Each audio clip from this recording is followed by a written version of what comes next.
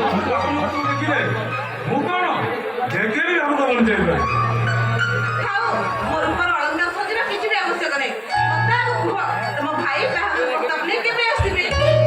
ଭାଇ ତ ରାଜି ଅଛନ୍ତି ହେଲେ ସେ ମୋ କଥା ଆଦৌ ଭୁଲି ଯାଇଛନ୍ତି ବିଜନେସ କଥା ବୁଝି ବୁଝି ସେ ମୋ ପାଇଁ ସମୟ ପାଉନାହାନ୍ତି ଭାବୁଛି ଆମେ ଦୁଇ ଜଣ କୋର୍ଟ ମ୍ୟାରେଜ କରିନେବା ଠିକ ହବ ତାପରେ ଭାଇ ଜାଣିବେ ଦେଖ ଆମ ହାତରେ ଆହୁରି 1.5 ମାସ ସମୟ ଅଛି ତା ଭିତରେ ଆମ ପାଠ ପଢା ବି ସରି ଯାଇଥିବ ଆଉ ତମ ଭାଇ ବି ସମୟ ପାଇ ଯାଇଥିବେ ମୁଁ ଆଉ କଣ୍ଟ୍ରୋଲ କରିପାରୁନି ମାନେ ମାନେ ଗୋଟେ କୁମୁଆ ସେଇଟା ପୁଣି କଣ ଯେ?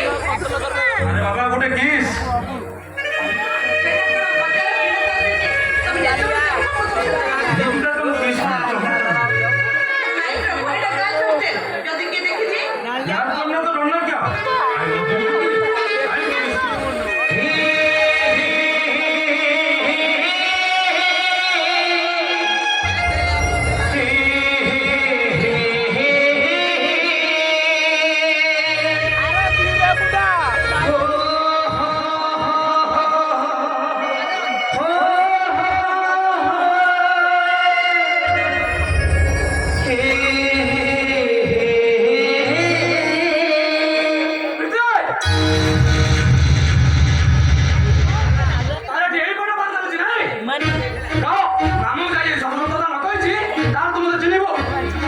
ଆମେ ସେ ପରସ୍ପରକୁ ଭଲ ପାଉ।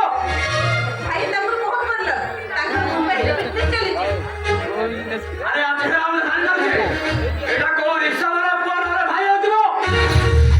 ଭାଇ ତମେ ଯାହା କହୁଛ ନା ଯଦି ସେ ରିକ୍ସାବାଲାର ପୁଅ କି ଭାଇ ହେଇଥାନ୍ତେ ସେ କଣ ଏତେ ବଡ଼ କଲେଜରେ ପାଠ ପଢି ପାରିଥାନ୍ତେ?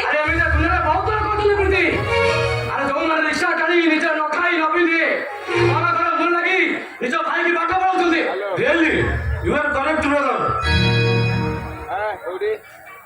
But ମୋ ଭାଇ ରିକ୍ସା ବାଲା ନୁହନ୍ତି ତାଙ୍କ ପାଖରେ ତ କେତେ କେତେ ସର୍ଭେଣ୍ଟ ସେ ଜଣେ ମୁମ୍ବାଇର ନାମୀ ଦାମୀ ବିଜନେସମ୍ୟାନ କଥାରେ ଅଛି ପରା ଯାହାର ଦେଖିବ ବେଇଲ ହେଲେ ପରା ତ ନଯିବ ଗୁରୁ ବଚନେ ଏତେ ଆରେ ଖାଲି ତ ଜନ୍ମଦିନ ସେଥିଲାଗି ମାମୁଁ ତମ ତା ନିଜ ସହିତ ତମ ଡ୍ରେସ୍ କିଣି ପଠେଇଛନ୍ତି ଏଇନେ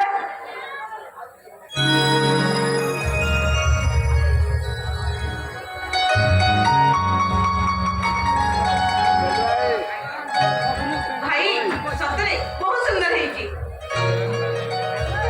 ଭାଇ ମୋର ଟିକେ କାମ ଅଛି ଆସୁ ଆସୁ ସନ୍ଧ୍ୟା ହେଇଯିବ ତମେ ଘଣ୍ଟେ ରେଷ୍ଟ ନେଇ ଚାଲିଯିବ ଆମେ ବି ଆସୁଛୁ ପଇସା ଆସ